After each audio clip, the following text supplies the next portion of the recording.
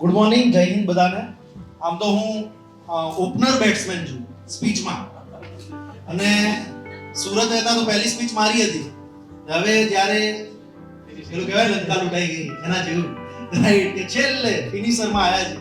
તમને બધાને ભૂખ પણ લાગી હશે, પણ અત્યારે હું મોટિવેશન, આમ તો અમે મોટિવેશનલ સ્પીકર પણ છીએ, સ્ટ્રેટેજી મેકર છીએ, કોમ્પિટિટિવ એક્ઝામ્સમાં ઘણા બધા વિદ્યાર્થીઓને ટ્રેન કરીએ છીએ. પ્લસ જેવી વાત કરી ઇન્કમ ટેક્સ ડિપાર્ટમેન્ટમાં હું સેવા આપું છું, તો પોતે પણ એક વિદ્યાર્થી પણ રહ્યો છું અને પછી સિલેક્શન પણ મેળવ્યું છે. તો એ બધા પરથી જો અત્યારે મને પોતાને મોટિવેશન લેવાનું હોય આ સ્પીચમાં, તો એકવાર આઈઆઈટી ગાંધીનગરમાં એક પ્રોગ્રામ હતો, માઇનોરિટી કોમ્યુનિટી માટે હતો, પરંતુ એમાં 15 સ્પીકર હતા અને બધા ટોપ લેવલના, એટલે રિસ્પેક્ટ એવી આપવી પડે. એનએસસી બીએસસી ના ચેરમેન, ટોપના જર્નલિસ્ટ, આજ તકના પ્રવક્તાઓ, સમાજવાદી પાર્ટીના પ્રવક્તા, અલગ અલગ પાર્ટીઓના પ્રવક્તા, બધા ટોપ લેવલ. આઈઆઈટી ગાંધીનગરનો પ્રોગ્રામ, એમાં 9મા નંબરે આવે તો સંબિત પાત્ર, અને 3જા નંબરથી બધા એવું કહેતા હતા જૈસે સરને બોલા, જૈસે ઉन्होंने બોલા. બસ સ્પીચમાં જ રહી જાય ને, મારી સ્પીચમાં પણ જ રહેવું જોઈએ જેવું સરે કીધું. પણ ભાઈ સંબિત પાત્ર એ પણ આમ બીજેપીના પ્રવક્તા, અમારા કોમ્યુનિટીના માઇનોરિટી વાળાને ઊભા થઈને તાળીઓ પાડી દીધી. કેટલું કોન્ટ્રાસ્ટ વસ્તુ છે, રાઈટ? તમને ખ્યાલ હશે. તો ત્યારે ખબર પડી કે ભાઈ એના પરથી હું અત્યારે મોટિવેશન લઈ રહ્યો છું, થોડું ટ્રાય કરીશ. જો કોમ્પિટિટિવ એક્ઝામ માટે હું અત્યારે કેમ તમારી સામે આવ્યો છું. એક જ્હોન રોટ, પોતે મિલિયોનર હતા, બિલિયોનર હતા, એમનું બહુ ફેમસ સેઇંગ છે, બીકમ અ મિલિયોનેર, અથવા તો aim to become a millionaire, not for the $1 million, but for what it will make of you to achieve it. Millionaire બનવાનું સપનું એટલે ના જુઓ કે તમારે $1 million કમાવા છે, પણ તમે એટલે જુઓ ને એટલે મહેનત કરો કે એ જે પ્રોસેસ છે એ તમને શું બનાવે છે, એના અંદર તમે કેવા વ્યક્તિ બનો છો. સેમ વસ્તુ આપણા ત્યાં ગવર્નમેન્ટ સેક્ટર્સમાં છે કે તમે ગવર્નમેન્ટની યુપીએસસી ની તૈયારી કરો કે કોઈ પણ ક્લાસ 1 2 ની તૈયારી કરો, એટલા માટે ના કરો કે તમે અધિકારી બનશો જ, પરંતુ એ જે પ્રોસેસ છે એમાં જે તમે વ્યક્તિ તરીકે બનો છો. જેવી રીતે એક્ઝામ્પલ આપું છું, હું છું ઇન્કમ ટેક્સ ડિપાર્ટમેન્ટમાં, મારી ડિગ્રી છે ફાર્મસી, બીફાર્મ. હવે આપણા ત્યાં તો આવું જ હોય છે, એન્જિનિયર બનો, ફાર્માસિસ્ટ બનો, ડોક્ટર બનો, પછી વિચારો હવે શું કરવું છે, કરિયર શેમાં બનાવવી છે. અમારા ટાઈમે પણ એવું જ હતું. તો અત્યારે મારે કેટલાક વાત કહું, જેવી રીતે તમે ગણિતમાં નંબર જોયો હશે 144.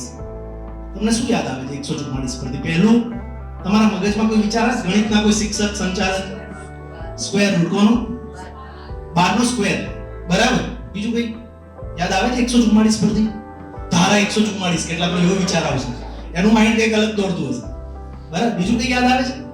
હવે જુઓ, કોમ્પિટિટિવ એક્ઝામમાં આવો ને એટલે 144 એ 12 નો સ્ક્વેર જ ના હોય ખાલી. 16 9 144, 18 8 144, 24 6 144, 36 ચોક 144 ને 72 ના ડબલ 144. આ ફરક છે જે આ દેશના ઇન્કમ ટેક્સ ઓફિસર બનાવે છે. સમજ્યા? હવે જો વાત કરીએ, તમે બધા અહીંયાના છો, લગભગ મોટા ભાગના બધા અહીંયાના હશે પાલનપુરના. પાલનપુર શેના માટે વખણાતું હતું એક સમય? ફૂલોનું શહેર, અત્તરનું શહેર. જો હું અહીંયા પાલનપુરમાં મારો એક પણ રિલેટિવ નથી રહેતો. હું પાલનપુરમાં એટલી જ વિઝિટ લીધી છે કે હોટલમાં ખાધું છે આબુ જતી વખતે. મારું પાલનપુર સાથે આટલું ટચ છે, બાકી કોઈ ટચ નથી, બરાબર. બનાસકાંઠામાં દૂર દૂરનો પણ કોઈ સગો નથી. હવે જો ફૂલોનું શહેર, અત્તરનું શહેર, એક સમયની હીરાનગરી, સિદ્ધરાજ જયસિંહનો જન્મ પાલનપુરમાં થયો હતો. પ્રહલાદનપુર જૂનું નામ છે. એક ટાઈમે જે આપણા શાસ્ત્રોમાં પણ આની વાત કરી છે કે ભાઈ આ જે આખો વિસ્તાર હતો એની વાતો શાસ્ત્રોમાં પણ થઈ છે કે કઈ નગરી કહેવાતી હતી, કોઈને ખબર છે? હું તમારી પરીક્ષા લઈ લઉં છું, નથી કઈ વાત. પછી આપણે જો વાત કરીએ તો બટાકા અને બાજરીના ઉત્પાદનમાં નંબર 1 જિલ્લો છે. સૌથી વધારે ઘાસચારો બનાસકાંઠામાં થાય છે. સૌથી વધારે ખેતી હેઠળની જમીન બનાસકાંઠામાં છે. સૌથી વધારે ખેડૂતો બનાસકાંઠામાં છે. જો હજી પણ આગળ વાત કરીએ, બનાસ નદીની વાત કરીએ તો જૂનું નામ પરણાસા હતું. અરવલ્લીમાં રાજસ્થાનના રાજસ્થાન ડિસ્ટ્રિક્ટના જે કુંભલગઢ પાસેના અરવલ્લી પર્વતમાળામાંથી નીકળી રહી છે, અને બનાસ દાંતીવાડા ડેમ 1965માં ગુજરાતના બીજા મુખ્યમંત્રી બળવંતરાય મહેતાના સમયમાં બન્યું. એ મુખ્યમંત્રી જેમનું અવસાન થઈ ગયું કચ્છમાં હેલિકોપ્ટર દુર્ઘટનામાં ભારત પાકિસ્તાન યુદ્ધ વખતે, એ અરવલ્લી કે જે 692 કિલોમીટર લાંબી છે, ગુજરાત, રાજસ્થાન, હરિયાણા અને દિલ્હીમાં જાય છે, જે અવશિષ્ટ પર્વતનું દર, પર્વતો 4 પ્રકારના હોય, ફોલ્ડેડ માઉન્ટેન, બ્લોક માઉન્ટેન. જો એ બધી વાતો કરીએ કે અરવલ્લી એક સમય હિમાલયથી 2 ગણી ઊંચી હતી, અત્યારે ફક્ત અવશેષો રહી ગયા છે, એટલે નાની થઈ ગઈ છે, ઘસાઈ સમય સાથે. જો હજી પણ આ વાત કરીએ, ગલબાભાઈ પટેલ બનાસ ડેરી 1969, 5 જાન્યુઆરી 2021 નો દિવસ 82 લાખ લીટર દૂધ ઉત્પાદન સાથે રેકોર્ડ બનાવી દીધો એશિયામાં. સૌથી વધારે દૂધ ઉત્પાદન કરતી ડેરી. જો જેસોર રીંછ અભયારણ્ય 1978 માં સ્થાપના થઈ. બલારામ રીંછ અભયારણ્ય. અંબાજીની વાત કરીએ તો આ પણ સવાલ પૂછાય છે કે મંદિરમાં કોઈ મૂર્તિ નથી, વિશ્વયંત્રની મૂર્તિ માનીને પૂજા કરવામાં આવે છે. આરસ પાન ફક્ત બનાસકાંઠામાંથી મળે છે. ઉલેસ્ટોનાઇટ નામનું ખનિજ બનાસકાંઠામાંથી મળે છે. કોઈ ખબર છે શું છે? એનો ઉપયોગ આ ટાઇલ્સ ચમકાવવા માટે થાય છે, જે આખા ગુજરાતમાં ફક્ત બનાસકાંઠામાંથી મળે. તાંબુ સીસુ જેસર આખા ગુજરાતમાં ફક્ત બનાસકાંઠામાંથી મળે. હવે આવું તો આપણે બોલવાનું ચાલુ કરીએ બનાસકાંઠા. હવે હું બનાસકાંઠાનો નથી, મારા બનાસકાંઠામાં કોઈ રિલેટિવ નથી. તો આ છે aim to become a millionaire, not for the $1 million. એના જેવું છે. કોમ્પિટિટિવ એક્ઝામ્સમાં તમે જ્યારે આવો ને ત્યારે તમે કોઈ બનાસકાંઠાવાળા મળો તો તમે ખરાબ ના લો. તમે વાવ કઈ બાજુ ના છો તો કે અમે તો ધંધુકા. એ ક્યાં આવ્યું બનાસકાંઠામાં? એ ત્યાં નથી આવ્યું ભાઈ. અમદાવાદ જિલ્લો લાગે છે. પહેલા તમને ખ્યાલ હશે કે ધંધુકા પહેલા કયા જિલ્લામાં આવતું નહીં હોય. ઘણા બધાને ખ્યાલ કે અહીંયાનો જ ખ્યાલ નથી. તો હશે ખ્યાલ છે, પણ એક કોમ્પિટિટિવ એક્ઝામ સાથે તમે જ્યારે જોડાઓ તો આ ફરક છે. ચાહે તમે મારે આ ડિપાર્ટમેન્ટને આ નોલેજ સાથે કોઈ લેવા દેવા નથી, પણ એ જ વસ્તુ તમે ગુજરાતના કોઈ પણ જિલ્લા પર આંગળી રાખી દેશો, ભારતના કોઈ પણ રાજ્ય પર આંગળી રાખી દેશો, કે જો પ્રકાશ દાયમા સર હોય, મહેશ સર હોય, ચેતન સર હોય, જે પણ આ ફિલ્ડમાં ભણાવે છે તો જે પણ આ ફિલ્ડમાં ભણ્યું છે, એક આખું વિઝન જે છે ને બ્રોડ થઈ જાય છે. તો એના માટે પણ ચાહે તમે ડોક્ટર્સ બનો ને, અત્યારે તમે જોતા હશો, જો ઘણા બધાને એવું છે કે પાલનપુર એટલે રાજસ્થાનનો ક્રાઉડ એટલે ડોક્ટર ને પછી પૈસા છાપવું. આપણા બધાને ખબર છે કે આના માટે જ આપણે રાજસ્થાન બોર્ડર, અમદાવાદના ડોક્ટરનું સપનું હોય પાલનપુર જતો રહ્યું. મારી સગી બેન બીજે મેડિકલ કોલેજમાં પ્રોફેસર છે, એનું કેવું એવું છે કે કોઈ પણ ડોક્ટર જો પાલનપુર જાવ ને એટલે કરોડપતિ થઈ જાય વર્ષમાં. બરાબર, કરોડપતિ થવું હોય તો પાલનપુર જાવ, એવું ડોક્ટર્સમાં કહેવાય છે. બરાબર, પણ તમે અત્યારે જોયું હશે કે ગમે તે ફિલ્ડમાં તમે કોમ્પિટિટિવ એક્ઝામ્સમાં અત્યારે જે એજ્યુકેશન, કેમ કોઈ ટિપિકલ જે બિઝનેસ હતા, જે મારવાડીસ ચલાવતા હતા, આપણા ગુજરાતીઓ ચલાવતા, જે દુકાન ચલાવતા હતા, જે શોરૂમ્સ ચલાવતા હતા, એ બિઝનેસને એક સારી કોલેજમાંથી ડિગ્રી મેળવીને, ચાહે આઈઆઈટી ની વાત કરીએ, એનઆઈટી ની વાત કરીએ કે એનાથી નીચેની ગુજરાતની કોઈ કોલેજમાંથી વાત કરીએ, કે આપણી સામે તો એન્ટરપ્રેન્યોર એક મહેશ આજુલા સાહેબ પોતે જ છે, જેમના જ્ઞાન લાઈનની ઓફિસ જો તમે જોવા આવશો તો જે આજથી 2 વર્ષમાં જે ઓફિસ બની 400 સ્ક્વેર ફીટમાંથી 11,000 સ્ક્વેર ફીટ.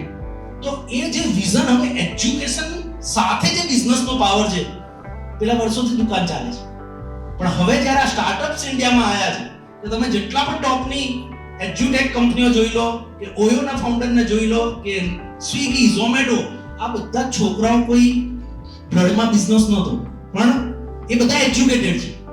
તો જ્યારે તમે આ એજ્યુકેશનને આ બધી એક્ઝામ સાથે, એ માઇન્ડસેટ સાથે ડેવલપ કરશો તો પાલનપુરનો છોકરો ફક્ત પાલનપુરમાં બિઝનેસ નહીં કરે, કદાચ ગુજરાતમાં, ઇન્ડિયામાં બિઝનેસ કરી શકશે. અને એ બિઝનેસ માટેનું માઇન્ડસેટ, એ બિઝનેસ માટેનું નોલેજ, એ બિઝનેસ માટેની પર્સનાલિટી, એ બિઝનેસ માટેની કોમ્યુનિકેશન સ્કિલ, એ બધું જ આજે હું આ બોલી શકું છું. એનું રીઝન એટલે નથી કે હું કોઈ ડિપાર્ટમેન્ટમાં જોબ કરું છું, પણ એટલે પણ છે કે અમે આ કોમ્પિટિટિવ એક્ઝામ ફિલ્ડમાં અમે પોતે તૈયારી કરી, છોકરાઓને ગાઈડન્સ આપ્યું. એના કારણે જે ફરક પડે છે ને, એક પાલનપુરના ડોક્ટર કરતા અથવા તો એક કલેક્ટર કરતા બહુ મોટું, એ વિઝન બહુ મોટું છે કે બીજા ગમે ત્યાં જાય એનો ઇમ્પેક્ટ બીજા ઉપર રહી જાય. શું નોલેજ છે, શું વાત કરે છે, શું પર્સનાલિટી છે. તમે અત્યારે સૌરભ સરને પણ સાંભળ્યા તો આજે ગિફ્ટ સિટી જે મોદી સાહેબનું આટલું મોટું વિઝન છે, એના માટે યુપીએસસી થી ગવર્નમેન્ટે ઓફિસર્સ લીધા. એમને જ્યારે તમે સાંભળો કે અમે રસ્તામાં બહુ વાતો કરી, પહેલી વાર મળ્યા છે, પણ કારમાં અમારી વાત લગભગ 1-1.5 કલાક અમારી વાતો ચાલી. તો એ જે વિઝન, એ માઇન્ડસેટ તમને બધી જગ્યાએ કોમન મળશે. અને માની લો કે એમને જ કોઈ ગુજરાતનો એવો છોકરો મળ્યો જે ગવર્નમેન્ટ સર્વિસીસમાં નથી અથવા જેણે આ ફિલ્ડમાં કામ નથી કર્યું, તો કદાચ બોલતા પણ નહીં, ચૂપચાપ બેસી રહેતા. અથવા તો બિહારનો કોઈ એવો છોકરો જેમણે આવી એક્ઝામ્સ પાસ નથી કરી, તો એનું માઇન્ડસેટ, એની વાતો, એનું વિઝન, એનું કોમ્યુનિકેશન કંઈક અલગ હોય. તો આ બધું રાતોરાત નથી થતું. એક્ઝામ તો એવું છે કે ભાઈ ટેનિસ રમવું હોય તો ટેનિસનો સારો કોચ એને કહેવાય કે જે પેલા 2 વર્ષ તો ખાલી દોડાવે. તમે જોતા હશો પોલીસમાં રનિંગ હોય તો ભાઈ નદીના પાણીમાં દોડો, માટીમાં દોડો, પહાડ પર દોડો, એ જે સ્ટેમિના ડેવલપ કરવું. ટેનિસ રમતા તો આવડી જશે, પણ એનો સ્ટેમિના ડેવલપ કરવામાં લાંબો ટાઈમ લાગે છે. એ જ વસ્તુ જ્યારે હું સૌરભ સર સાથે વાત કરું, હું મારી વાત કરું, કે તમારામાંથી પણ જે પણ સંચાલકો છે એ કે રાતોરાત કોઈ એક્ઝામ પાસ કરીને બની ગયા એવું નથી. તમને પણ ખ્યાલ છે કે તમારું સ્કૂલિંગ, તમારું બાળપણ, તમારા વિચારો ત્યારથી એવા હતા કે આજે તમે એક બિઝનેસ, આટલા મોટી સ્કૂલ ચલાવી રહ્યા છો, કોલેજ ચલાવી રહ્યા છો. તો આ વિઝન જ્યાં સુધી આપણે જોયું હશે કે નીટ જ્યાં સુધી નહોતી આવી, અમારા ટાઈમમાં હું 2006 માં પાસ આઉટ થયો 12th, ત્યારે નીટ નહોતી. ગુજકેટ પર ને 12th ના પર્સન્ટેજ પર MBBS માં એડમિશન મળતું હતું. એ વખતે જ્યારે નીટ આવી ને 1-2 વર્ષ પછી, ત્યારે એવું થયું કે ગુજરાતીઓના પત્તા કપાઈ ગયા. હવે ગુજરાતી તો કોઈ દિવસ પાસ ના થાય. પછી એવું આવ્યું કે ગુજરાતમાં જે ઇંગ્લિશ મીડિયમમાં હશે, CBSE માં હશે, એ જ પાસ થશે. કોઈ ભી લક્ષ્ય બડા નહીં, હારા વહી જો લડા નહીં. જ્યાં સુધી जूते फटे पहनकर आसमान पर चढ़े थे, सपने हरदम हमारे औकात से बड़े थे. આપણે સપનાની જે આપણી औकात વધારવાની જે સિસ્ટમ છે, હેસિયત, એ છોકરાઓને કહેવામાં નહોતી આવતી. અત્યારે તમે જુઓ, એક ગુજરાતી મીડિયમનો હિંમતનગરનો છોકરો કે પાલનપુરની છોકરી 720 માંથી 680 690 પર લઈ આવે છે. જે એક ટાઈમ એવું લાગતું હતું કે ગુજરાતીઓ તો હવે નીટમાં દેખાશે જ નહીં. સેમ વસ્તુ UPSC માં પણ થઈ શકે છે. જ્યારે આપણે ડિપાર્ટમેન્ટમાં આવીએ છીએ ત્યારે ખબર પડે છે કે કોઈ કે એવું ઇન્ટેલિજન્ટ એક્સ્ટ્રા ઓર્ડિનરી હોતું નથી, પણ એનું વિઝન જે હતું એ નાનું હતું, ત્યારથી એટલું મોટું કરી દેવામાં આવ્યું. તું મેરે પંખ લે લે, મુझे सिर्फ हौसला दे दे, फिर आंधियों को मेरा नाम और पता दे दे. એના જેવું છે. તો આપણે પણ એક વાત સમજવાની જરૂર છે કે હું એક ખાસ વાત કહેવા માંગીશ કે અલીગઢ IAS, જો તમે એવું વિચારીને આવ્યો કે IAS કોણ બનશે, બટ આ વિઝન ફક્ત IAS પૂરતો નથી.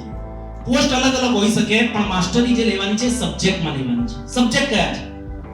History, geography, economy, science and tech, current affairs, maths, reasoning, કે પછી આ જે લોકલ જીકે નું જે નોલેજ છે, સ્ટેટિક જીકે. પછી તમે UPSC ની વાત કરો તો UPSC માં 28 થી 30 સર્વિસીસ છે. આપણે IAS IPS ને જ ઓળખીએ છીએ, પરંતુ ઇન્ડિયન ઇન્ફોર્મેશન સર્વિસ જે DD ન્યૂઝ થી લઈને સેન્સર બોર્ડમાં જે ઓફિસર્સ બેસે છે, ઇન્ડિયન કોર્પોરેટ લો સર્વિસ હોય કે ઇન્ડિયન ઓર્ડિનન્સ ફેક્ટરી સર્વિસીસ હોય કે કેટલા બધા ઇન્ડિયન અકાઉન્ટ સર્વિસીસ છે, ઓડિટ એન્ડ અકાઉન્ટ સર્વિસીસ છે, ઇન્ડિયન ફોરેન સર્વિસ છે.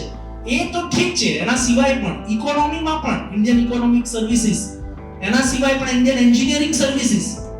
તો એવું જરૂરી નથી કે એન્જિનિયરિંગ કરશે જો છોકરો તો ભાઈ આ કામમાં નહીં આવે. ઇન્ડિયન એન્જિનિયરિંગ સર્વિસીસ નું પણ એક પેપર તો GK GS ઇંગ્લિશ નું હશે જ. છોકરો જશે ક્યાં? રાઈટ. જો તમે SSC ની વાત કરો, સ્ટાફ સિલેક્શન કમિશન, એ ભારતમાં ઇન્સ્પેક્ટર્સ અને આસિસ્ટન્ટ સેન્ટ્રલ ગવર્નમેન્ટના જેટલા પણ ડિપાર્ટમેન્ટ છે એના માટે ડાયરેક્ટ રિક્રુટ કરે છે.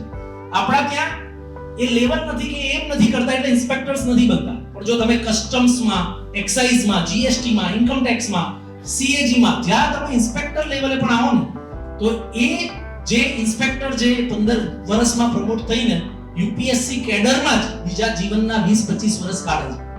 જો તમે અહીંયા પાલનપુરના પણ એડિશનલ કમિશનર હશે ને તો એ પ્રમોટી હશે. ED માં એન્ફોર્સમેન્ટ ડિપાર્ટમેન્ટ પણ SSC થી ભરતી થાય છે. આપણે બધા ખાલી ન્યૂઝમાં ED વાંચીએ છીએ, પણ ED ના AEO એન્ફોર્સમેન્ટ ઓફિસર્સ એ પણ SSC સ્ટાફ સિલેક્શન કમિશન થી આવે છે. સબ્જેક્ટ શું છે? Maths, reasoning, general knowledge, current affair. જો તમે આપણે જેટલા પણ બહારના સ્ટેટના છે એ લોકો એમ જ કહે છે કે યાર ये एक बुक पढ़ लेने से राजा बनने का पावर है, तो हम क्यों ना पढ़े? चाहे ED નો ઓફિસર બને, કસ્ટમ નો બને, એક્સાઇઝ નો બને.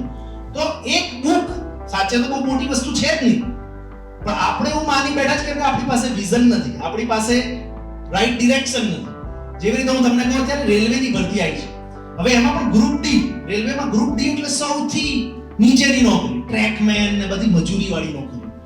પણ તમે જોશો ને કે બિહાર, UP, રાજસ્થાનના સારામાં સારા એન્જિનિયર્સ, ITI કરેલું હોય, ડિપ્લોમા એન્જિનિયરિંગ કર્યું હોય, એ પણ ગ્રુપ D માટે કટ ઓફ હાઈ લઈ જશે. કેમ ખબર છે? એ આપણા ગુજરાતીને ખબર નથી. એને એવું છે કે આ ગ્રુપ D ની નોકરી થોડી કરાય.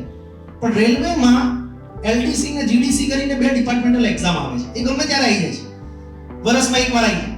માની લો મેં આજે જોઈન કર્યું ને 3 દિવસ પછી GDC ની એક્ઝામ આવી, મેં આપીને પાસ થઈ ગયો, તો ડાયરેક્ટ પ્રમોશન આસિસ્ટન્ટ એન્જિનિયર રેલવેમાં, અથવા તો TC માં, અથવા તો સિનિયર ક્લર્ક, અથવા goods guard, station master, direct group D 10મા પાસની ભરતી છે.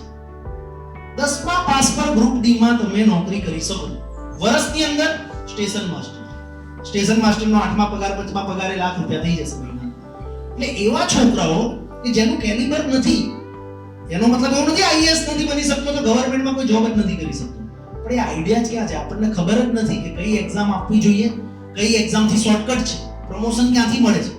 જેવી રીતે SSC CGL એક ઇન્સ્પેક્ટરને ફ્યુચરનો એડિશનલ કમિશનર બનાવે છે, તો આપણને UPSC સિવાય નીચેની કોઈ એક્ઝામનો આઈડિયા નથી. તો આ જેટલી પણ જો SSC તો કેટલા બધા ડિપાર્ટમેન્ટ્સ માટે, મારી સગી બહેન છે, મારી સાથે જ એક્ઝામ પાસ કરી હતી, આયુર્વેદિક ડોક્ટર છે. કેમ કે અમે બધા પણ આવા જ હતા કે જેને આવું હલ્દી પણ આઈએસ મળ્યું નથી. પહેલા તો ડોક્ટરની રેસમાં ભાગો, 12 સાયન્સ કર્યું, ટકા આયા તો એમબીબીએસ ના આયા તો હવે શું કર્યું, એક તો કરું. એના પછી એક્ઝામ્સ આપો. તો મારી બેને પણ એવી રીતે જ કર્યું. આયુર્વેદિક ડોક્ટર પછી સીએજી માં ઓડિટ ઓફિસર થઈ. અત્યારે સીએજી ઓડિટ ઓફિસર તો છે પણ એને ઇન્ટરનેશનલ ઓડિટની એક્ઝામ પાસ કરી છે. કુઆલાલુમ્પુરમાં ઇન્ડિયન એમ્બેસીમાં ઓડિટની ઓફર આવી. તેણે રિજેક્ટ કરી. હું તો વર્લ્ડ બેંકમાં જઈશ અથવા યુનાઇટેડ નેશન્સ જઈશ. એક ગાંધીનગરની છોકરી છે, ગુજરાતી મીડિયમમાંથી ભણી છે, પણ એને એટલે ખબર પડી કે મારા માસા ઇન્કમ ટેક્સ ઓફિસર હતા અને એમણે કીધું એસએસસી સીજીએલ એક એક્ઝામ આવે છે, એ આપી દો જેનાથી તમે સેન્ટ્રલ ગવર્નમેન્ટના even IB, intelligence bureau, CBI એમાં પણ ડાયરેક્ટ ઇન્સ્પેક્ટર્સમાં આવી શકો છો. એટલે નોલેજ તો હોવું જોઈએ. અહીંયા તો આપણા એવા છોકરાઓ આવે છે તૈયારી કરવા કે સર કઈ રીતે કરું મને ખબર નથી. કેમ ખબર નથી? સાહેબ મારા ગામમાં એક પણ સરકારી તલાટી પણ નથી થયો આસુ. તો સીધી વસ્તુ છે કે જ્યારે કોઈ એક પ્રોપર ડિરેક્શન મળશે, છોકરાને ઓળખીને કે ભાઈ તું ક્લાસ 1 નથી બની શકતો ડાયરેક્ટ, તો કઈ નહીં બીજો રસ્તો છે, ડિપાર્ટમેન્ટમાં જજે, પ્રમોશન લેજે, તું બની જઈશ. તમે એવા ઘણા મામલતદારને ઓળખતા હશો જે ડાયરેક્ટ મામલતદાર નથી, ઘણા એવા કલેક્ટરને ઓળખતા હશો જે નોમિનેટેડ આઈએએસ છે. બટ સાહેબ તો સાહેબ જ છે, નીચે સહી થાય ત્યારે એવું નથી લખાતું પ્રમોટેડ. તો આ વસ્તુ છોકરાઓને ત્યારે ખબર પડે જ્યારે તમે આવી ફેકલ્ટીઝ, આવા જે સોર્સિસ છે, એવા લોકો છે જેમને ખબર છે કે ડિફરન્ટ એરિયાઝ કયા કયા છે. તમે જુઓ બનાસકાંઠાના છોકરાઓ એસએસસી જીડી ની એક્ઝામ આવે છે. એસએસસી જીડી એ પેરામિલિટરી જે ફોર્સિસ છે, સ્ટાફ સિલેક્શન જ એક્ઝામ લે છે અને પેરામિલિટરી ફોર્સિસમાં કોન્સ્ટેબલની ડ્યુટી છે, પણ 50,000 થી પગાર સ્ટાર્ટ થાય છે. એટલે બહુ બધા લોકો એના પાછળ કે ભાઈ પેરામિલિટરીમાં એક તો દેશ સેવાય કરવા મળે અને 50,000 જેવો સેલરી 7 સીપીસી, હવે 8 સીપીસી માં તો એનાથી પણ વધી જશે. તો બનાસકાંઠા તમને ખબર હશે કે એમાં પણ બનાસકાંઠાને બોર્ડર ડિસ્ટ્રિક્ટ એરિયા તરીકે એના કટ ઓફ અલગથી આવે છે. ગુજરાતના 3 જ છે, બનાસકાંઠા, પાટણ ને કચ્છ. તો આ બધી જે એક્ઝામ્સ છે એનો પણ સિલેબસ એસએસસી સીજીએલ નો જ છે, પણ ક્વેશ્ચન્સ નું લેવલ નીચું છે. એટલે જે ફિટ છે, જેના આર્મીમાં જવું છે, જે કોમ્પિટિશન ઓછી છે, દેશ સેવા કરવી છે, તો એવા છોકરાઓ માટે કેટલી ભરતી આવે, લાખ, 1.5 લાખ. તો આ જે અલીબડ આઈએએસ નો જે કોન્સેપ્ટ છે, જો આઈએએસ માટે છે, પણ એના જે સબ્જેક્ટ છે એ આર્મીના, પેરામિલિટરીના, કોઈ પણ સેન્ટ્રલ ગવર્નમેન્ટના, સ્ટેટ ગવર્નમેન્ટના, સ્ટાફ નર્સ, તમે કોઈ પણ નર્સિંગ પણ કરે આગળ જઈને છોકરો, તો છેલ્લે જીકે નું પેપર તો આવવાનું જ છે ગવર્નમેન્ટમાં આવે. એન્જિનિયરિંગ પણ થવું હોય, સિવિલ એન્જિનિયરમાં લાસ્ટ 3-4 વર્ષમાં ઘણી બધી ભરતીઓ હતી, પણ એમાં પણ જીકે નું પેપર તો હોય જ છે, મેથ્સ રીઝનિંગ હોય જ છે. 144 ને આ રીતે જોવું પડે છે, એનું પોસ્ટમોર્ટમ કરવું પડે છે. એ થિંકિંગ ડેવલપ કરાવવા માટે, એ રસ્તો બતાવવા માટે આટલા જલ્દી કોઈ સ્ટાર્ટ કરે તો 100% એની લાઈફમાં એ ક્યાંય પણ અટકવાનો નથી. સો આઈએએસ નહીં પણ બને, કોઈ પણ છેલ્લે પાયદાન સુધીની પણ ગવર્નમેન્ટ જોબ નહીં મળે, તો એનું નોલેજ, એની કોમ્યુનિકેશન સ્કિલ, જો હું મારી વાત કરું તો હું ચાહે ડિપાર્ટમેન્ટમાં હોઉં, ચાહે મેં ડિગ્રી ગમે તે કરી હોય, પણ જો હું મારા ફાઇનાન્સની વાત કરું તો સૌથી વધારે રૂપિયા મેં સ્પીચથી બનાવ્યા છે. મારી સ્પીચ, ચાહે એનાથી મેં પ્રોફેશનલ કોર્સિસમાં કમાયા હોઈએ કે ચાહે અમે મોટિવેશન આપ્યું હોય, સ્ટ્રેટેજી આપી હોય, તો કઈ સ્કિલ છે છોકરામાં જે આ જે પ્રોગ્રામ છે ડેવલપ નથી કરી શકતું. કેમ કે આમાં સૌરભ સર જેવા ગાઈડ મેન્ટોર છે, હું પણ એમાં કંઈક ને કંઈક સેવા આપવાનો છું. સાથે બીજા પણ જેટલા ઓલરેડી પાસ આઉટ કેન્ડિડેટ છે જે ગુજરાતમાં મળવું અઘરું છે અને એમની ભાષામાં, છોકરાની ભાષામાં સમજાય કે જેમને પોતાને એક્સપિરિયન્સ છે, આટલા વર્ષોનો એક્સપિરિયન્સ છે અને ગવર્નમેન્ટના આટલા બધા ડિપાર્ટમેન્ટનું નોલેજ છે.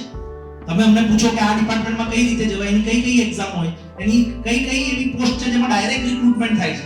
જેવી રીતે પોલીસમાં વાત કરીએ તો કોન્સ્ટેબલમાં થાય છે, પછી એએસઆઈ માં ચાલુથી ડાયરેક્ટ પીએસઆઈ માં થાય છે, પીઆઈ માં થાય છે, ડીવાયએસપી માં થાય છે, એસપી માં થાય છે. એ ખબર તો હોવી જોઈએ ને એના માટે કઈ કઈ એક્ઝામ પાસ કરાય. જો કોન્સ્ટેબલ છો તો તમે પીએસઆઈ લેવલે રિટાયર થશો, પીએસઆઈ છો તો ડીવાયએસપી માં રિટાયર થશો, ડીવાયએસપી ડાયરેક્ટ આવો છો તો આઈજી બનશો, ડીજીપી ની બનો. જો આઈપીએસ આવશો તો ડીજીપી માં રિટાયર થશો. આ નોલેજ છોકરાને આ ખાલી ડાયરેક્શન્સ મળે છે, એને ખબર પડે છે કે આ બુક્સ વાંચવાની છે, આ સબ્જેક્ટને મજબૂત બનાવવાના છે, તો એટલું બધું પણ અઘરું નથી, ઘણું સરળ છે. આપણા ગુજરાતી પર જેવી રીતે નીટ એક ટાઈમે ઇમ્પોસિબલ હતી, એવી રીતે આ બધી એક્ઝામ્સ પણ ઇમ્પોસિબલ નથી. અને બનાસકાંઠાના છોકરાઓને તો પોલીસ, પેરામેડિકલ, આ પેરા આર્મી જેટલી પેરામિલિટરી છે રાજ કરે છે. સાચે જોઈએ તો જો ગુજરાતમાં સૌથી વધારે સિલેક્શન આવતા હોય તો ક્યાંક ને ક્યાંક બનાસકાંઠામાંથી આવે છે. તો આ સ્કૂલના જેટલા પણ અહીંયા ટ્રસ્ટી છે એમનો એ જ વાત કહેવા માંગીશ કે આ વિઝન, આવા જે લોકોનો સાથ અને મહેશ સરને હું ઘણા સમયથી ઓળખું છું, 5-6 વર્ષથી.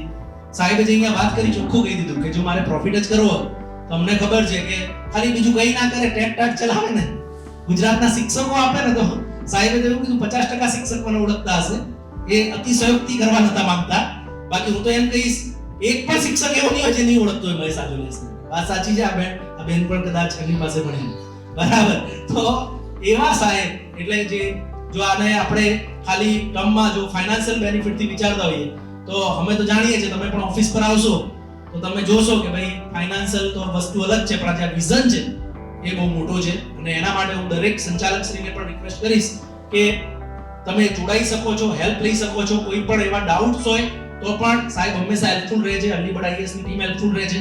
જ્ઞાન એકેડમી, જ્ઞાન લાઈવ 1 મિલિયન સબસ્ક્રાઇબર પ્લસ ની YouTube ચેનલ છે, ગુજરાતની સૌથી મોટી YouTube ચેનલ છે કોમ્પિટિટિવ એક્ઝામ્સ ની. તો એમાં પણ તમે જોશો તો હેલ્પ લઈ શકો છો. પણ વિઝન જે છે આપણું કે બધા છોકરાઓને મેક્સિમમ બેનિફિટ મળે એનું ચોક્કસ વિચારજો. આ સાથે મારા શબ્દોને આરામ આપું છું. જય હિન્દ.